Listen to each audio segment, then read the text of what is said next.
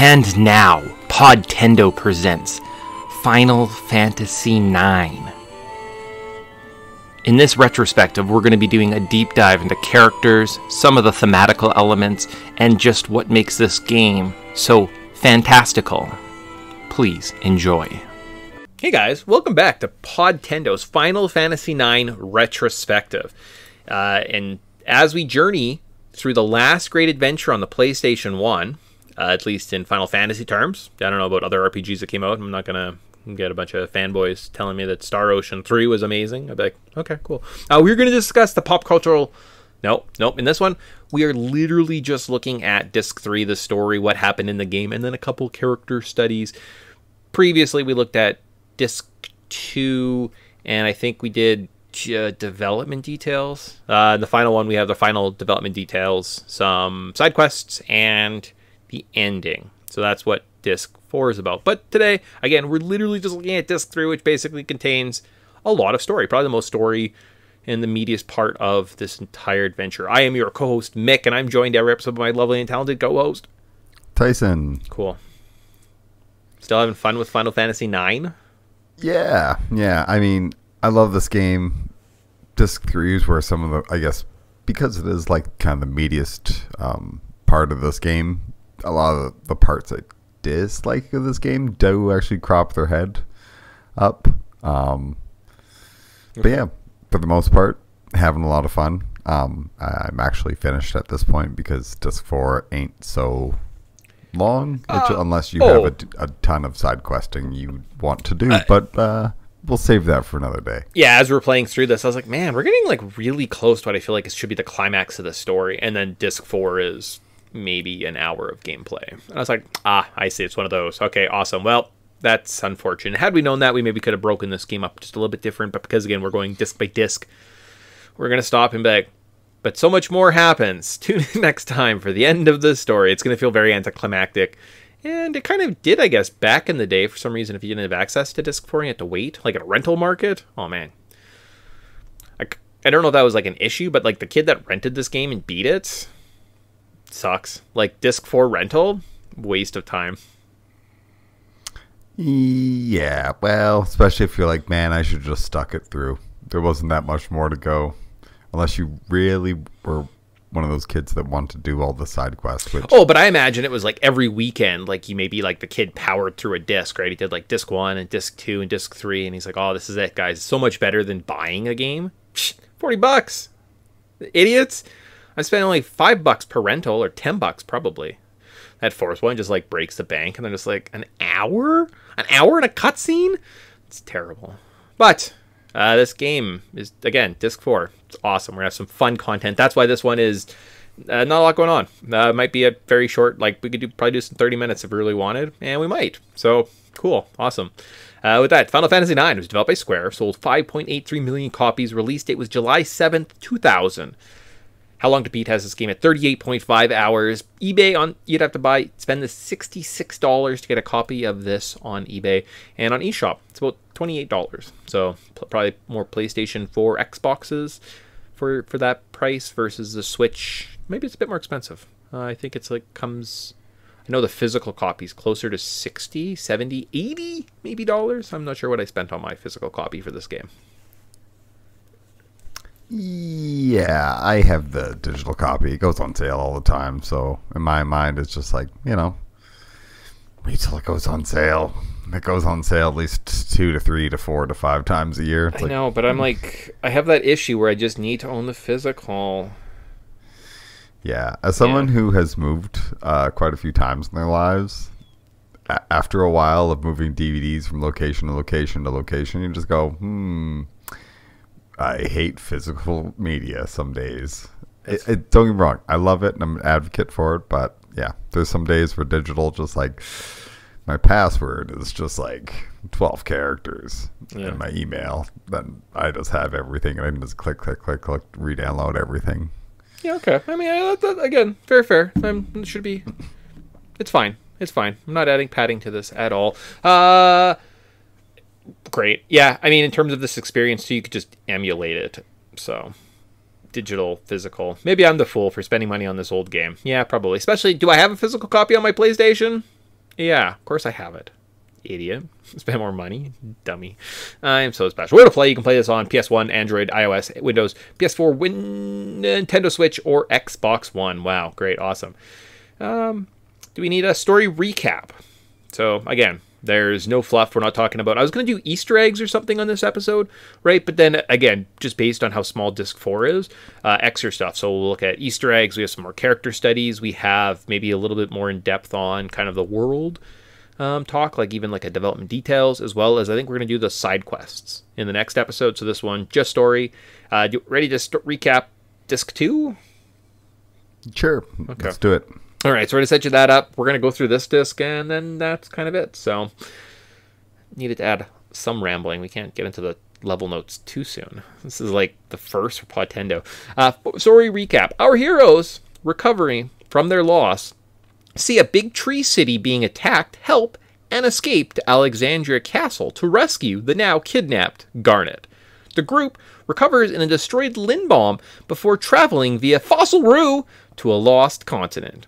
Here, they find a black mage village, some dwarves, and a young summoning girl. After recovering Eco from some bounty hunters, we enter a big life tree before a final showdown happens between Queen Brahm and Cujo, resulting in the death of the queen. Boom. Yep. So, big implications of, now who's going to be the queen now that Queen Braun's gone. Certainly, yeah. We have to see Garnet have to step up, right, into kind of a bigger role. Definitely helps trying to change the dynamics of kind of what we've known, as well as it kind of removes Braun as a threat, right? Like, she was definitely the threat. She was kidnapping the Garnets. She had her, well, we thought her minions after us kind of being protagonists. And then she's just kind of removed from the board, right? And has that kind of that regret, that moment with Garnet where she says, I'm sorry. I was under the influence of this power, right? And they kind of have that touching moment between them. So it's kind of nice and changes the dynamic a lot for what our team looks like. Yeah, and I think it's interesting that the character that's been chasing us and kind of been the main antagonist through the first 2 disc ends up getting bumped off by the true villain of the story. Mm-hmm. And we just kind of get a revel, and because does he use Bahamut, or does Queen Brahm use Bahamut and he turns it on her? Yeah, that she summons it, and that's what the ploy was. So he was trying to goad her into using Bahamut so that he could absorb it, take it, and then turn it against her. Right, yeah. Right. Yeah, so big plot twist. And, big plot twist. Yeah. That kind of makes sense. Like at the end of a second act of a play, right? So the first part of the story, the first disc anyways, like I remember playing through it and I was like, wow, that is very short, very quick setup. It does almost kind of feel like it's anticlimactic a little bit versus disc 2 ends and you're definitely like, oh wow, this is kind of like a big deal. It kind of reshapes the world a little bit. And I mean, things only kind of go downhill from here. And this is just kind of the setup for essentially what is the climax, right? So there are some reveals we're getting into. We get a bit deeper and similar to, like, we've seen this before. Final Fantasy VII did the same thing, right? We thought Shinra was this evil organization, President Shinra, and then he ends up with a big sword in his back. And we're like, oh, I guess Sephiroth's the bad guy now? Okay, cool. Right? So they just kind of shifted that storytelling beat rather from kind of like mid-disc 1 to end of disc 2. But like, similar vibe. Very. It's a very cliched trope at this point. But it's still fresh when they use it. I don't know. All right, sweet. So then let's get into this disc specifically. So we start off in Alexandria. We see a brief interaction between Garnet and Brahm before the Queen passes. Later, we connect with our party back in Alexandria now that Garnet has been crowned queen. There is a side plot about Eco's love letter to Zidane, but Beatrix finds it and thinks it's from Steiner. It's kind of comical, and ultimately the group decides to visit Dr. Tott's house in Trino to discuss the next plan of attack against Cujo. Oh, absolutely. I love that little like love letter plot beat, because even like Blank and Marcus get involved at one point, and it's quite funny, all the characters just interacting and meeting at the same time and when they need to be there. It's like, that's kind of like after just a character death, we need some relief and tension. So it's nice to have some good comedy and stuff. Yeah. Yeah, and this part, Tyson, we were was like, oh, I'm ready to record. He's like, oh, I got to play. I'll go through quick. And I'm like, no, slow down, take your time. We'll move recordings back if we need to, because there's just so much fun character development that has occurred throughout this game, right, through the various dialogues and situations, and they really come into fruition at the beginning of this game. I thought this was hilarious. Some of these first couple parts, just seeing our parties interact in the big cities and the little scenarios they get into and like the little jokes they play, it was genuinely humorous. There was lots of parts. I was like, oh, I kind of care about these characters. I didn't think I liked them, but Eco, even Amaranth, I'm like, oh, I kind of care about him now at some point, right? Like they do an excellent job in just storytelling, kind of character development at this part of the story, and really flesh out, right? This is one of definitely the stronger parts of the game, and I was like almost blown away with some of the interactions. I was like, oh, that's funny in this call, and yeah, that the sequence with the love note, it's done expertly. It was great. Yeah, and I think that this game has a lot of strong points, but like the writing, I think, is probably the best. Certainly. Final Fantasy game that there has been so far. Like, I love Final Fantasy VII for all of its gameplay and everything, and its plot and kind of world. But this writing just comes off as so much more like snappy. It's a joy to read. Certainly, and like, I mean, Final Fantasy VII's strength, it's the Cloud story and everyone's along for the ride, whereas the story in this game does feel a lot more like, oh yeah, I could see how Eco has her moments and kind of you care about her and she gets a little bit more of a side story, and those like real-time events or whatever they're called, right, as you're running around the city, you can kind of check in on everybody, so it feels a little more fluid, a little bit more cohesive, and you actually don't need to do that. If you just don't care about them, you never need to check on one of those little side events. Like, it'll prompt, well, there's maybe a couple you have to see, but for the most part you can skip them, right? So that extra optional storytelling, again, they're kind of pushing the technical aspects of what a PlayStation kind of bring, right? So from there, though, we head to Trino. So the amazing writing and comedy comes out of our characters, continues, and it genuinely had me laughing. See, I had to write that as a note, just in case we forgot that part. What else would we have talked about in the first part? I don't know. Each character is very fleshed out, and they interact with each other in some pretty great moments. There is a great bit where a warrior woman is looking to kidnap Eco to get even with Amaranth, but ultimately gets chased off by Quino over a misunderstanding. It was good. Also, you have to play triple triad for some reason against Regent Cid. Okay, cool. Yeah. Is this where the tournament takes place? Yeah.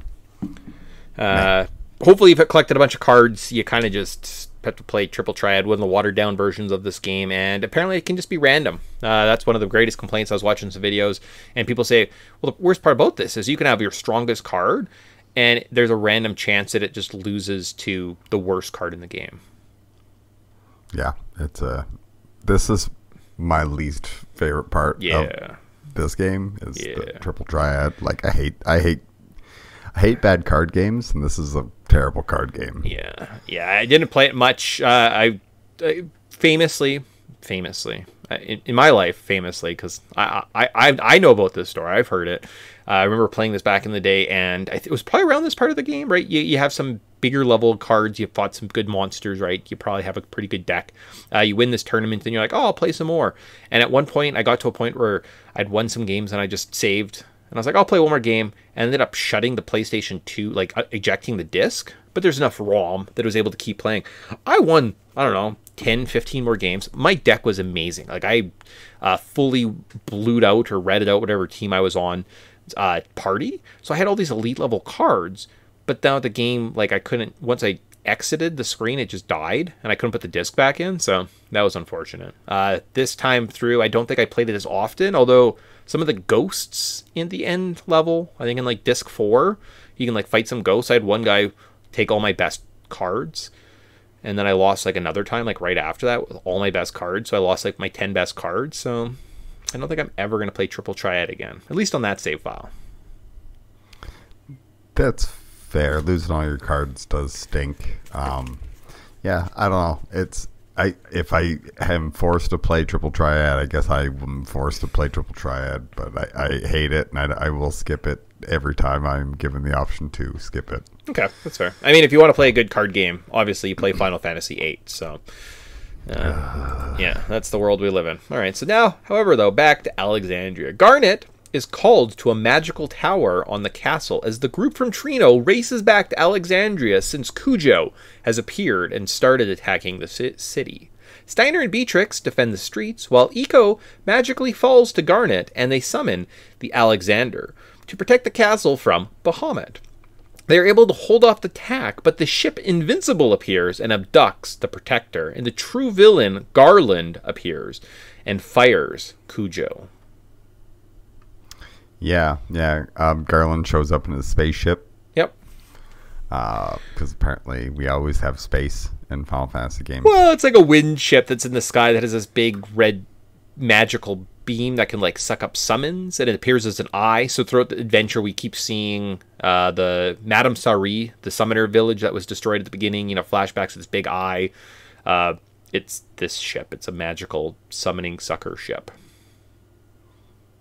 Yes. Yeah. Yeah. Okay, cool. All right. Garland, he was the villain from the first Final Fantasy game. So yes. If you're like, well, that name sounds familiar, that's remember it, guys. Remember when we did Final Fantasy 1 like 8 years ago? All those loyal listeners have been listening all this time. That guy, yeah, he's back, but in Final Fantasy 9 form. With spaceships. With spaceships. Final Fantasy 2 had spaceships, not 1. So don't get that confused. But they're obviously pulling elements from all the old games. Unless, of course, you mean Final Fantasy 4 because it was only Final Fantasy here because we didn't get the other Final Fantasies for some reason. See? Isn't video game history fun? We could talk about the actual scene. It's kind of neat, kind of cool. There's these weird, like, graboid-looking monsters, these, like, spawns you have to keep fighting. And I thought it was neat. Alexander material is this big winged castle with a sword in it, and it always doesn't make sense. And the castle is called Alexandria, and they summon Alexander, and I was like, oh, hey! It was like the Leo meme. I was like, I get that reference. Cool, awesome. That's very well done. I like that. It was probably one of my favorite parts of the story. I was like, oh yeah, that's cute. That's cute what you've done there. So I like that. Appreciate that. Yeah, I do enjoy when two summons fight. Mm-hmm. It's a fun part of any Final Fantasy game. If only there was a game that was based around that, like a summon Street Fighter. I'm talking about 16 because it's a lot of like. Oh, okay. Yeah. Oh. Going at it. I don't know. Sorry. I don't know new video games. I haven't played that one yet. I've only played Final Fantasy 9. Yes, that's the newest game Mick has ever played. Yeah. Actually. Well, at least in terms of Final Fantasies, I'm really excited for 10. I hear that one's the best. Yeah, pretty excited. From there, though, Sphere Grid, good times. We head to Lindbaum. Our group regroups in. No, there's something. I feel like at the end of the attack, though, there is kind of a nice little moment where Zidane saves Garnet with Eco's help with some of the ropes that we saw them swinging around at the beginning of the castle. So I was like, oh yeah, those damn little banners everywhere. They're so handy. Apparently that's why the banners on castles, to save falling princesses. Our group regroups in Lindbaum with a now silent Garnet. Sid wants to make himself human so that he can make the best airship possible. We are tasked at exploring the city to make a potion, but ultimately just turn Sid into a frog. And we have to head back to the Black Mage village via a blue boat to discover more about Cujo's plan. Yeah, we're apparently we could. I don't know why we just failed so hard at that potion, but I mean, we just like mixed random things that we found around the city. I don't know. I just feel like potions to like turn a oogle up to a man probably are more complicated than they made it out to be. It's true. Yeah. He probably could have just apologized to his wife. That was easily the solution, right? So yeah, it's just one of those. I don't know. They want you to explore the destroyed Lindbaum maybe one more time. There's probably hidden items, right? That's why you're ultimately doing it, is so you can like have little Easter eggs. Maybe there's some cool triple triad cards. Can't wait to get me more of those. There's probably so many things so many hoops you have to jump through. I'm gonna find that. That's gonna be a section in our next podcast. Is just where do you find the best triple triad cards?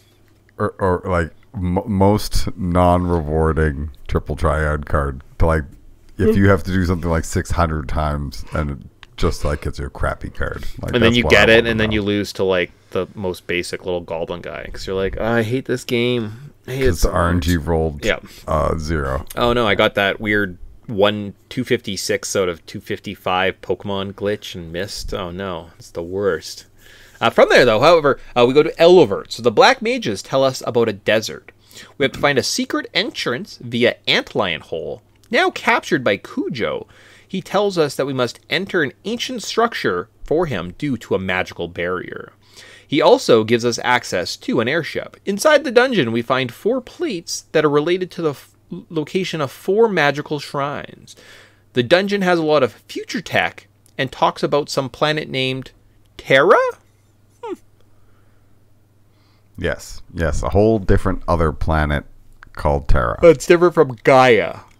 Yes. Yeah. Okay. Mm-hmm.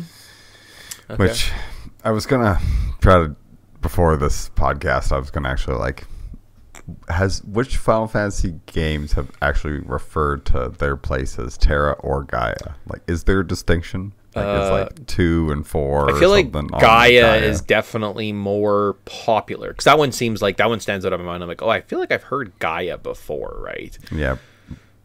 Like I want to say, also heard Terra before. Yeah, like I want to say Final Fantasy VII is Gaia, but also you're right, Terra is definitely you. So that'd be interesting. Maybe for the next episode I'll see if they distinguish it or unknown. Or if they use both interchangeably in some games, which I also wouldn't be surprised. Yeah, and I mean, you could also look at this story as the one time they didn't merge. Maybe sometimes they merge and it's blurred and the lines are like, it's like more parallel universe than same dimension. I don't know.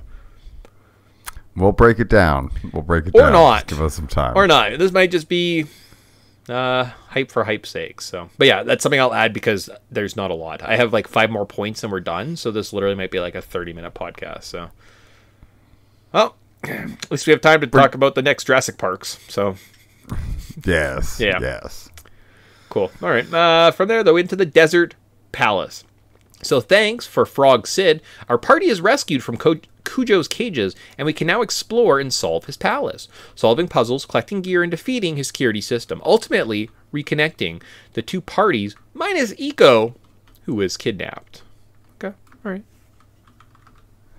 Yes, well, and there's a couple, if I remember correctly, this is where the couple fun video game, like mini games pop up, where even, is this the one where, like, Sid has to very slowly move as a frog? Yes. Yeah, that's a fun game. Yeah. Just strictly for the ridiculous animations that he is in.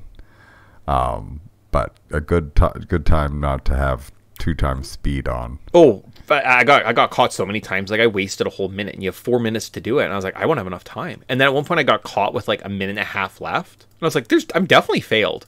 No, you have like way more than enough time. So I definitely, with a minute and a half left, still was able to get it in. And I was like, oh, cool, awesome, great.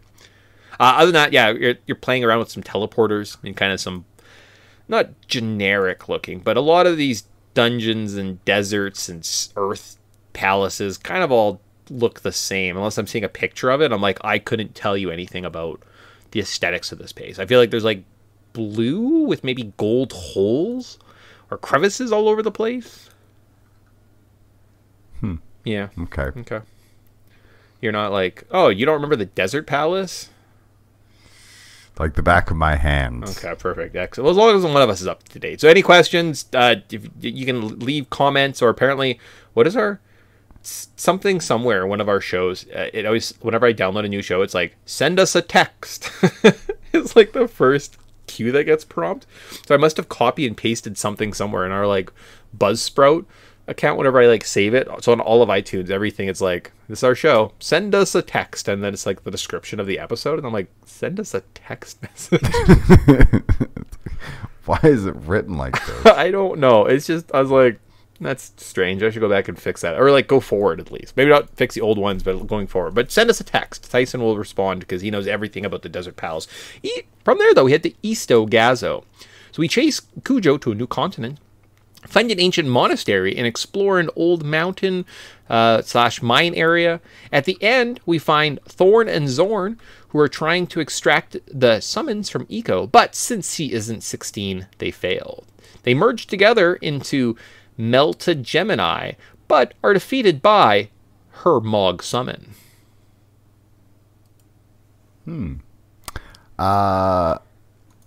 I don't remember this part of the game very much. You're like in a weird mine stuff, and as you're running around the mine, this green little like snake dragon keeps attacking you, and that's how you know you progress. Like once he kind of like jumps through a wall and attacks him, like you grab something and you move to like the next kind of little like old cabin, and sometimes he'll jump out again, and that's how you have to progress. You have to like fight this dragon randomly throughout the. Well, that mechanic of find blank and fight randomly multiple times in this game. Multiple times. I mean, that's just like old RPGs, though. It's one of those things where I'm like, and especially if you have like modifiers, because you played a new version of this game, you're like, there is no challenge, is there? It's just kind of like press A a bunch, move left. Cool. Yes, while continue to running to another battle and press A and move left or right. Yeah, or you just turn off random encounters, and you're like, this game's short. From there, though, we go to Ispin Castle. So now with a full party and an airship, the guide I followed indicated that this was a great time to explore the world and stock up on rare items. So you do that, and then once that is done, or you just don't do it at all because you have modifiers and you just turn off battles or all your attacks do 10,000 damage. We can head to an Ispin Castle. Here, weapons work in reverse, meaning the weakest weapons are actually the strongest. And at the end of the dungeon, we find 4 plates indicating where the 4 elemental shrines are located on the planet. Yes. Is this where all of our party breaks up into twos? That's right after this. This is like right before okay. that. This is like the upside down castle you have to go to. Okay. I have a distinct memory of playing this as a child and thinking like this was such a cool mechanic, right? Because I spent all this time, I had such a strong party, and I go in and I'm doing like 10 damage. And I'm like, what the fuck? But the dagger, that first weapon from the beginning of the game, you put that on, and also I'm doing like 1,200 damage. And I'm like, well, that's neat. That's fun. So you're in an airship, you can explore the world for the first time. You go get your first item. You go find the very first, inn at that windmill place, right? You can go there, you can hit that inn, buy all the new weapons, and you're like, cool, awesome, great. I do remember that standing out. And again, this game is just it's almost like the perfect Final Fantasy. So every great part of Final Fantasy, there's some type of homage, right? Upside down castle that has like this inverted stat controls of your characters and battles, right? Like I don't know, it's just such a cute little world, and I don't know if we're playing it up as much as we're talking about it, but just all of the little elements from like the desert palace to the boss, the main boss's lair being intertwined with this ancient shrine, and I don't know, there's just so many fun aesthetics and little elements throughout this game, and this is just one of those things that have always stood out with me. The upside down castle in Final Fantasy IX is always like one of the top dungeons in my mind. It doesn't hold up on this replay, and it was kind of forgettable because again I had modifiers and could just turn on a thing that did 10,000 damage every time. But without those things, when you're playing through the game organically, this is definitely one of those like, wow, I didn't even kind of think. I wasn't able to just like brute force my way. I had to go and actually like do a strategy, and it was something I could figure out, right? It wasn't one of those like, well, you have to put W summon on Knights of the Round and pair that with a Soul Link, and then make sure you have 5 earthquakes attached to those. And I'm like, who knows? How do you figure that out? This you could actually figure out. It was kind of one of those fun puzzle castle that was you could actually have a fair shot at, right, without following a step-by-step guide. So I kind of thought that was neat. Yes, and I think that there's even a little Mog who will sell you some weapons. Sure. And it's all low-level stuff. So even if you're kind of like, what the heck do I do here? Like, just they give you a hint. Just even go to the shop and see what they're selling. And if your brain's just like has any connective tissue to it, you can be like, oh, these are all low-level things. Just try it for 2 seconds. So at least like there's like even a little hint right in the own dungeon. Sure. So Well, I like the way it's handled. I think you can find like the best items in theory, like quote unquote the first weapons in the game throughout the castle. So if you just want to brute force it and you're like, I'm not going anywhere, I can't explore, you could actually dummy your way through this adventure eventually, right? So awesome. From there though, like Tyson mentioned, our party now we have 4 elemental shrines we have to go to. Game's almost over, so everyone breaks into pairs of 2, and we drop them off at each location. So first, Eco and Garnet goes to the Wind Shrine, Water Shrine. I don't know, right? I don't. Amaranth and the Dragon one go to the Earth Shrine, I think, and that means Vivi and Steiner go to the Water Shrine. And Quina and Zidane go to the Earth Shrine. Something like that? Probably pretty Something close. like that. Okay. Something like that. It doesn't really matter. Yeah. They all break up and they all go exploring. It happens so quick. I always thought like, oh, hey, we're going to have like... Yeah. We're going to battle as 4 different battles. And Yeah. see how it goes. And like, wow, this what a great idea to really add some Better have length strong to the elemental armor and make sure you have all your elemental spells, and it's going to be a big game of rock, paper, scissors. And oh, wait, no, it's just going to be a couple cutscenes and 1 boss battle. Oh, sweet. Yep. Cool. And, is that it? That's it? Yep. That's it. So for some reason, our team splits up into 2. We drop off 2 members at 3 shrines before taking over Zidane and Quina to explore the Earth Shrine. There are a few scenes from the other groups as they are all closing on the temple pedestals. We fight the Earth Shrine Protector, the Lynch, which I believe is from one of the elemental guys from like Final Fantasy IV, right? As well as you see like the Water Fiend as the Air Fiend, right? So I'm like, oh, that's kind of a cool callback. Now that all 4 Guardians are defeated and the plates have been activated, we can now travel to the different planet, Terra. Yes. It's big changes. Mm-hmm. I think kind of like we actually are going to the other world. So this we usually get one of these in most of the games. I think about Final Fantasy IV and go into space. Yeah. About halfway through or whatever, or not through, like 3/4 of the way through or whatever. Like, we always got to have a space station or another world or something. And I really like the design of Terra. I think it's very like funky and has all these like you see better in the cutscenes of like all these like floating like giant mushrooms with really thin stalks that looks like Jetson's land, sure, but with plants. Yeah.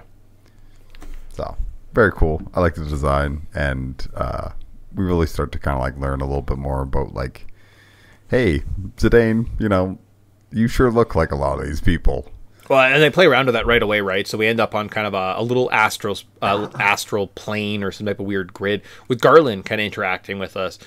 He kind of talks to Zane and they act quite familiar. And then we chase a girl that kind of looks like Zidane into a village that has a bunch of other Zidane-looking people. We find out that they were just Garland's blank vessels. They were created to restore the dead souls of Terra. And Garnet faints at the sight of the Invincible. And as she recovers, we find out that Zidane has been summoned to Garland's castle. So, kind of neat exploring kind of the Braun Bowl, which is the city here on Terra, which is really the only location. It's kind of just the end spot, right, where Garland has kind of been making his base. And, yeah, anything kind of stand out about Bran Bowl? No. I figured that we would have better equipment at this point, even though it's funny that like, hey, there's a Mog here. Like, how did you get here?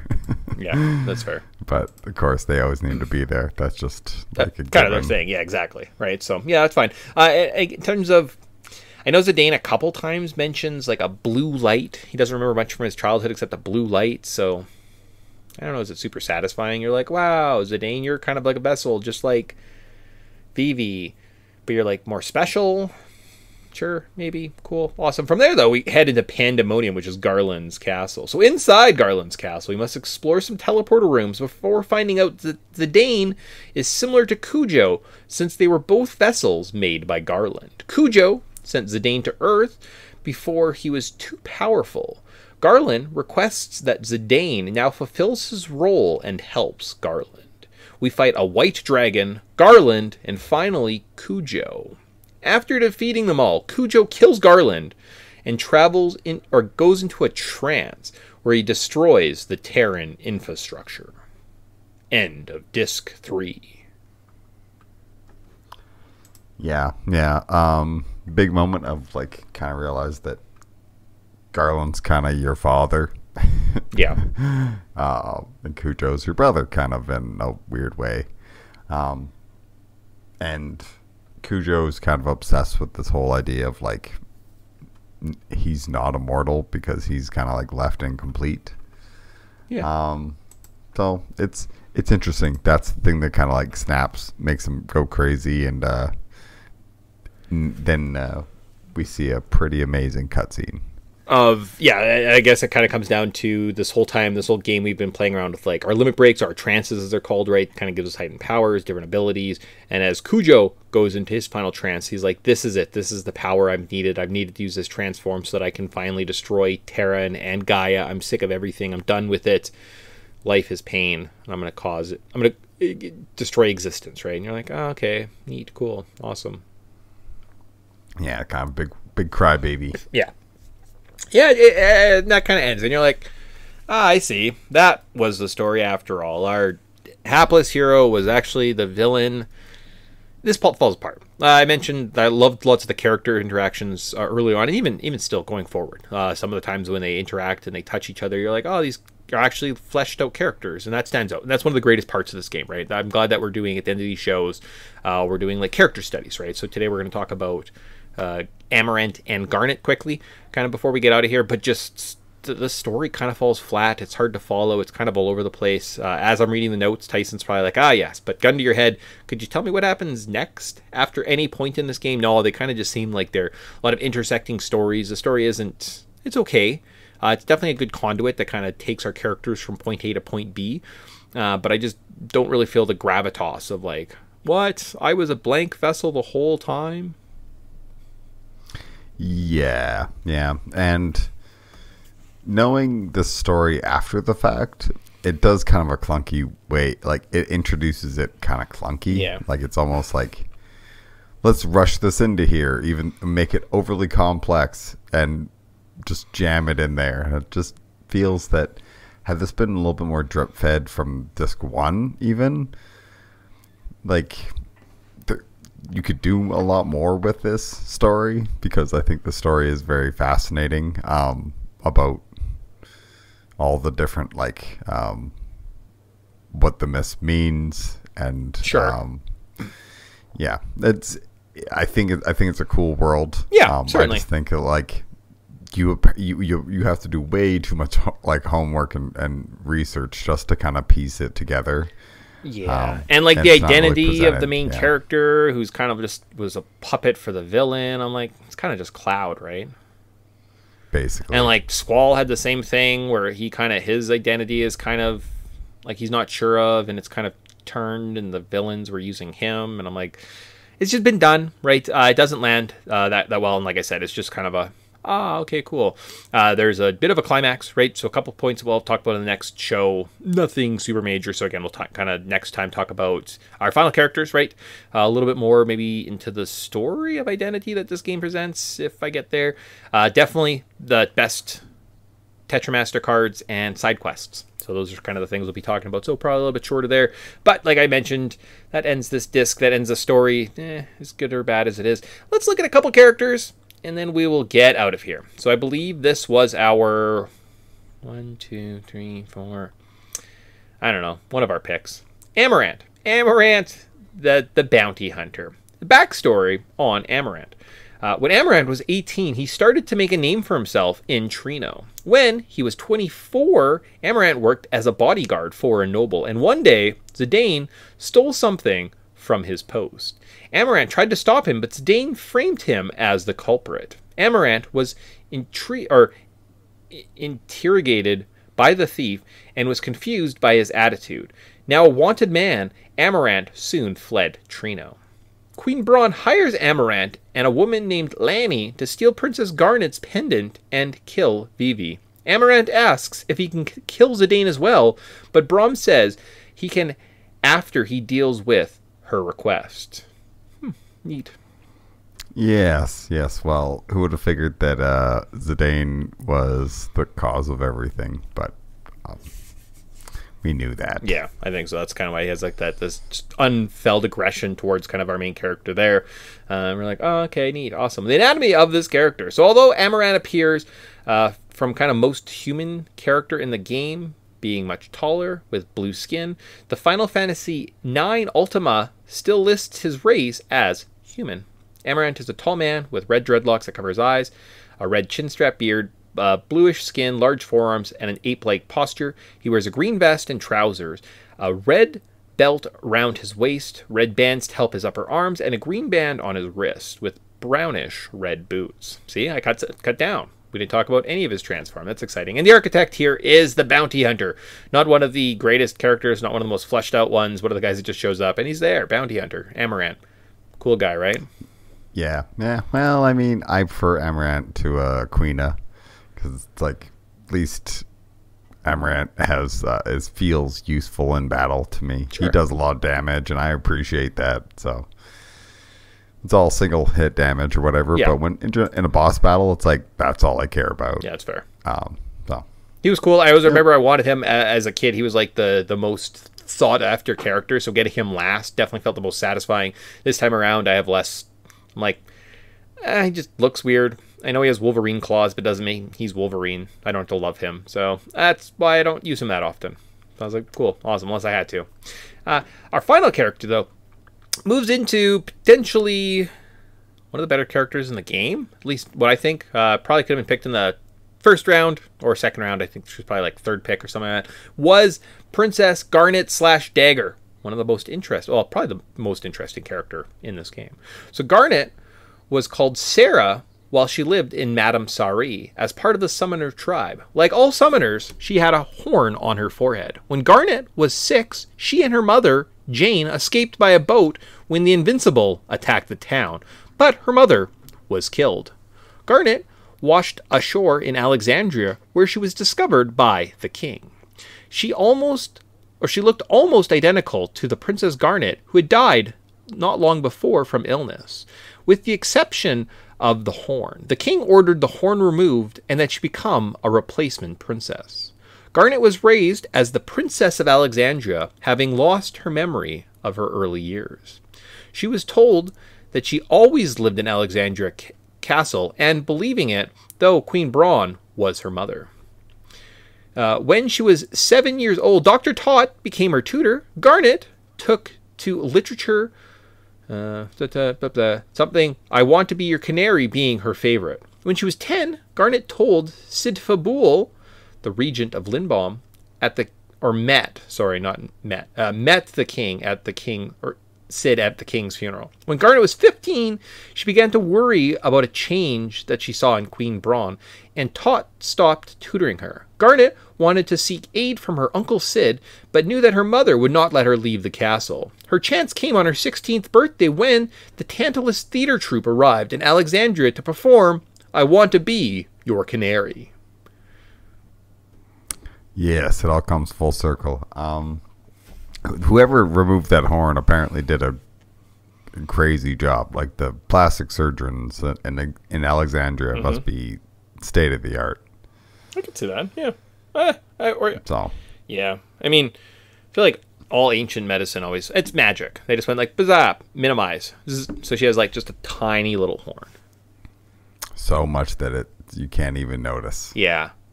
Hey, when did Sid become a man? Does that happen yet in the game? Not yet. Okay, all right. I don't think so. No, I thought we like, didn't we rescue Hilda at the end of like Garland's or Cujo's castle? Because I think we have like the new spaceship when we go into. Okay. Anyways, yeah, it's something we'll mention next time. All right. Cool. Yeah. Neat, kind of cool backstory. I thought. I mean, it's kind of mentioned, and you kind of get it, but yeah, like just having it like spelled out, I'm like, oh, I see. Yeah, that makes sense. Because I just didn't understand how the Garnet came into be, and she was like adopted, and I was like, I don't know if that's how like royalty works. Like technically there should be someone else coming if you don't have an heir, but it makes sense that they already had a dead princess. I don't know like when that's mentioned. It must be like supplemental books or something you can read, or like other conversations you have with characters, right? Yeah, or somebody mentions, "Oh, you look like the other princess," or some shit. Yeah, something like that. Okay.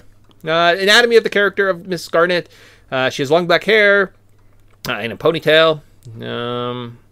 She kind of, at one point, is wearing like a white cape over her head, very similar to what the White Mage looks like from Final Fantasy 1, right? Again, a great callback to that kind of game. She has an orange jumpsuit and wears a corset with a large white buckle on her thighs. And her archetype is she's a White Mage / summoner. Yes. Very like, who doesn't love a white mage who's a summoner? Yeah. That's money always and forever. Usually a mainstay in the group. I don't know what your final lineup is for this one, but Garnet might be making mine just because I like to have a white mage. Oh, and just like the power that comes from her summoning and stuff. Yeah, no, she's definitely a clear cut. She probably is in your party, one of the main characters of the game, right? One of the most interesting. So I could definitely see everyone kind of having a thing for her, right? Kind of has that Tifa thing, that Tifa look. And I'm like, I understand what you're doing with the long hair on the white girl. Yep, that's the Final Fantasy thing. So with that, kind of wraps up disc 3, what we're looking at, and only leaves one more disc for us. Did we miss anything? I'm sure we missed one or two things, like apparently forgetting to mention where Hilda comes in. Yeah. But you know what? We'll touch on it next time. We still got one more episode, and it's basically just cleanup because, again, who would have figured a Final Fantasy game's final disc is essentially just the final dungeon plus side quests if you feel like it. Yeah, I didn't see that one coming. I thought there was more on disc 4. Should maybe looked before I committed to the notes months ago, but oh well, we're here now. So we'll come back. We'll recap all that happened on disc 3. There was a lot. Maybe mention when Hilda comes up, and then we'll be back for just kind of like Tyson said, cleanup in about a month's time. So see you guys then, and we'll be finally done our Final Fantasy 9 retrospective. Till then, bye. See you.